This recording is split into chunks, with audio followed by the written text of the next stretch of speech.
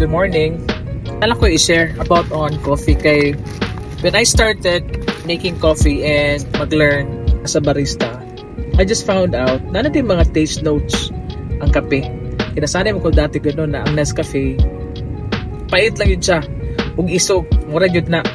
But I just found out na different coffee beans have different taste notes.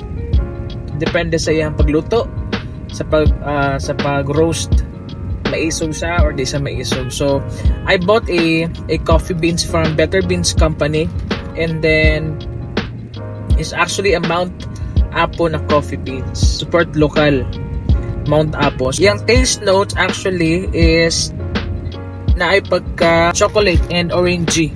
So imagine, so when you drink coffee, especially sa mga coffee drinkers, and wala mo kabantay na nandun yung mga taste notes. Every time na you go to coffee shops, check unsay mga taste notes, or you can ask the barista unsay mga taste notes.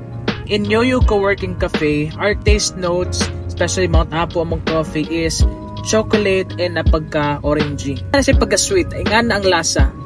Amo mo god every dili may bultuhan mo palit o beans. Once a month pinagapalit, so just to make sure na ang aroma ma-intact.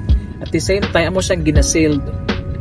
Kasi if you can check, every time you visit Yoyo Co-working Cafe, dili na mo siya ginaputang tanan beans sa mo ang grinder. Ngano, I've also learned that from our coach. To ensure yung aroma, yung freshness ng beans is as much as possible, amo siya gina-portion. Sa grinder na mo, every time nalay order. Para just to make sure, ma-sealed na mo every time yung beans and dili mawala ang aroma. Apo yung mga coffee shop na ang ginabutang, that's why dili kini mo masimutan ang mga taste notes, malasahan nimo because yun na, nawala na siya, naubos na. Our coffee, Yoyo Co-working Cafe, na pagka-orangey, na po yung pagka-chocolate. Ana ang lasa sa mo ang kape.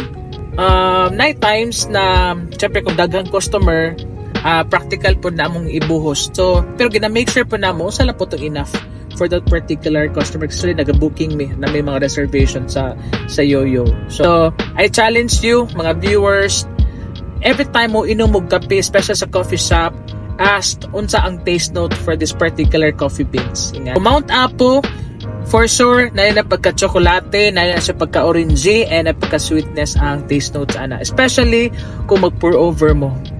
It means a pour over, a traditional way of doing coffee.